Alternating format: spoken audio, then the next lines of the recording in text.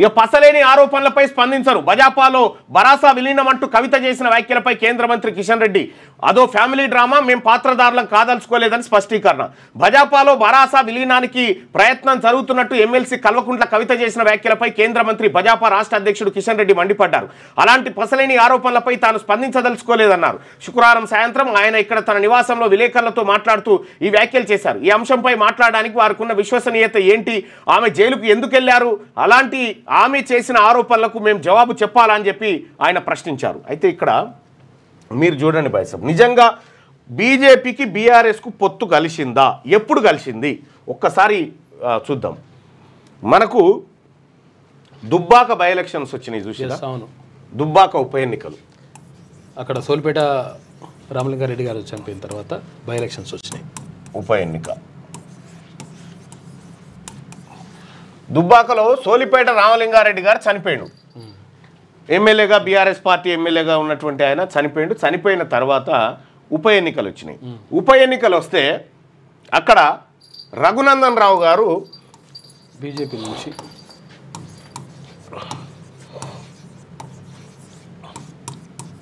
BJP నుంచి పోటీ చేసిండు ఆయన. అయితే ఎవరు ఈయన రామలింగారెడ్డి సతీమణి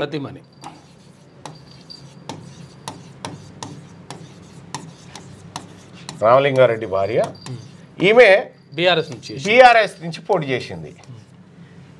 వీళ్ళ బంధం అక్కడ కనెక్ట్ అయింది. నేను ఆ రోజే ఈ వీడియో ఉంటుంది, మీరు చూడండి క్యూనిస్లో. రఘునందన్ రావు గారు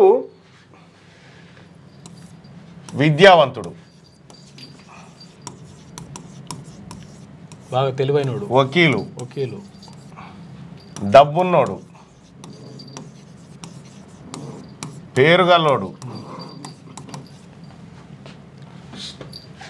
సామాజిక స్పృహ ఉన్నటువంటి వ్యక్తి, తెలంగాణ ఉద్యమకారుడు.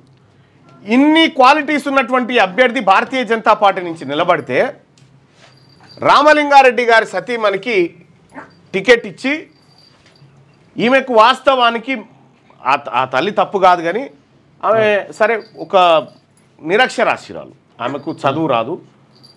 అప్పుడున్న పరిస్థితిలో అక్కడ ఉన్నటువంటి ప్రాంతంలో చదువుకోలేకపోయింది. ఆమెకు 1, 2, 3లు కూడా రావు.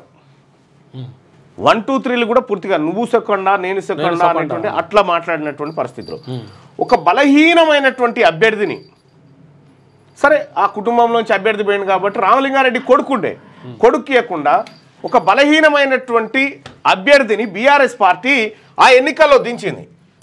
ఆ ఎన్నికల్లో దించిన తర్వాత బీఆర్ఎస్ పార్టీ చేసిన కార్యక్రమం చూడు. ఇక్కడ చెరుకు ముత్యంరెడ్డి కొడుకు చెరుకు శ్రీనివాసరెడ్డి కూడా పోటీ చేసిండు, కాంగ్రెస్ పార్టీ నుంచి చేసిండు. చెరుకు శ్రీనివాసరెడ్డి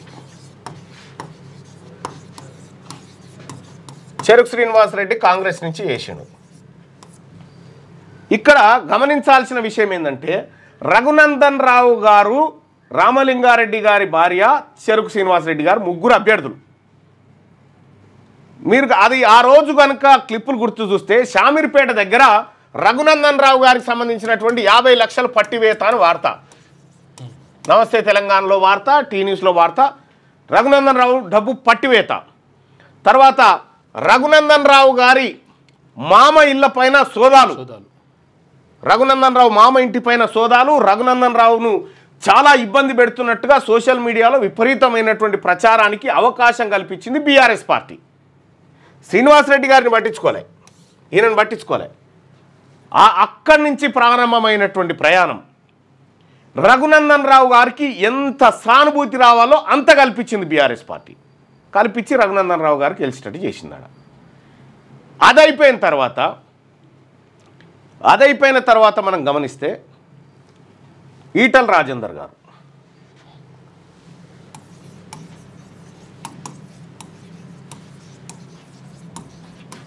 ఈటల రాజేందర్ గారి మీద భూ కబ్జా ఆరోపణలు పెట్టి దేవరయంజల్ దగ్గర భూ కబ్జా ఆరోపణలు పెట్టి మంత్రివర్గం నుంచి బర్తరఫ్ చేసిరు, పార్టీ నుంచి సస్పెండ్ చేసిరు. ఒకేసారి వార్తలు ఆయన మీద రావడం. ఎందుకు ఈటల రాజేందర్ గారు బీఆర్ఎస్ పార్టీలో ఉంటే, అంటే బీఆర్ఎస్ పార్టీలో ఉన్నటువంటి అనేక మంది మంత్రులు భూ కబ్జాలు చేసిరు, సంపద కొల్లగొట్టిరు, అవినీతికి పాల్పడరు, అందరు చేసిరు. కానీ స్పెషల్గా ఈటల రాజేందర్ గారిని ఎందుకు టార్గెట్ చేసిండు అప్పుడు అనంటే, ఈటల రాజేందర్ భారతీయ జనతా పార్టీ బలం చాలా తక్కువ ఉంది అప్పుడు. దానికో బలమైనటువంటి బీసీ సామాజిక వర్గం నాయకుడు పోతే తప్ప అది బలపడది. ఓకే, అది బలపడది. మరి ఈటల రాజేందర్ గారిని నేరుగా వేయాలని చేరమంటే చేరడు కదా. ఆయన చేరాలంటే ఆయన మీద బలమైనటువంటి కేసులు, ఈడీలని, బోడీలని, ఈ ఏసీబీ అని, ఇవని అవని పెట్టడం ద్వారా ఈటల రాజేందర్ గారిని బయటికి పంపించారు. బయటికి పంపించిన తర్వాత ఆయన ముంగట ఉన్నటువంటి ఆప్షన్స్ కాంగ్రెస్, బీజేపీ. కాంగ్రెస్ పవర్లో లేదు, అధికారం లేదు.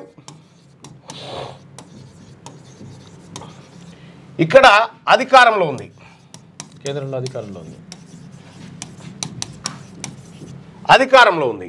ఈటల రాజేందర్ గారిని ప్రొటెక్ట్ చేయగలిగినటువంటి శక్తి భారతీయ జనతా పార్టీ దగ్గరనే ఉంది అని ఆయన అనుకుడు, అందరు అనుకురు. కాబట్టి ఆయన బయటికి వెళ్ళిన తర్వాత ఇండిపెండెంట్గా ఉంటాడని, కాంగ్రెస్లో చేరుతాడని, ఇంకో పార్టీ పెడతాడని రకరకాల ఊహాగానాలు వచ్చినప్పటికీ ఈటల రాజేందర్ గారు భారతీయ జనతా పార్టీని ఎందుకు చూజ్ చేసుకుంటే ఆయనకున్నటువంటి లొసుగులు ఆయనకున్నాయి. ఆయన వ్యాపారాలు కావచ్చు, ఆయన ఆస్తులు కావచ్చు, ఆయన కాపాడుకోవడానికి ఆయన ఖచ్చితంగా ఇటే పోతాడు. బయటికి వెళ్ళగొడితే అంటే కరెక్ట్గా ఈటల రాజేందర్ గారు రాజీనామా చేసిన తర్వాత ఈటల రాజేందర్ గారి దగ్గరికి బీజేపీ రాయబారులను కూడా తోలి బీజేపీలో జాయిన్ చేశారు. సో తద్వారా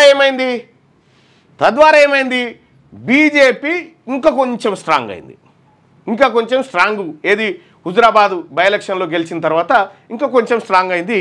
ఇక బండి సంజయ్ గారి నేతృత్వంలో రాబోతా ఉంది, బీజేపీ అధికారంలోకి రాబోతా ఉంది అనేటువంటి వాతావరణాన్ని కల్పించి పెట్టారు. అయితే ఇక్కడ జరిగినటువంటిది ఏంటంటే ఇదే కాదు ఇంకా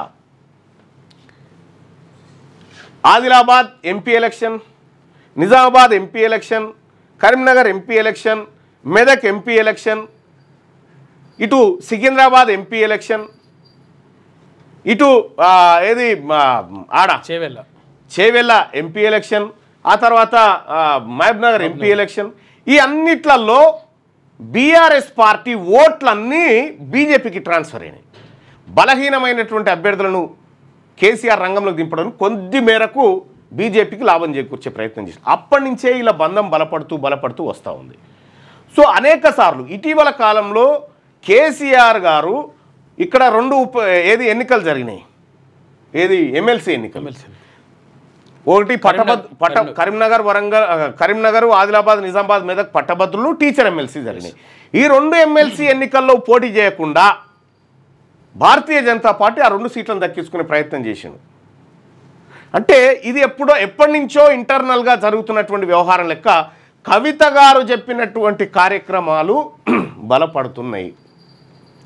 కేసీఆర్ గారు చాలా రోజుల నుంచి టచ్లో ఉన్నాడు నరేంద్ర మోడీ గారితో, భారతీయ జనతా పార్టీ అధినాయకత్వంతో అని చెప్పడానికి ఇవన్నీ లెక్కలు బయటపడతా ఉంటాయి.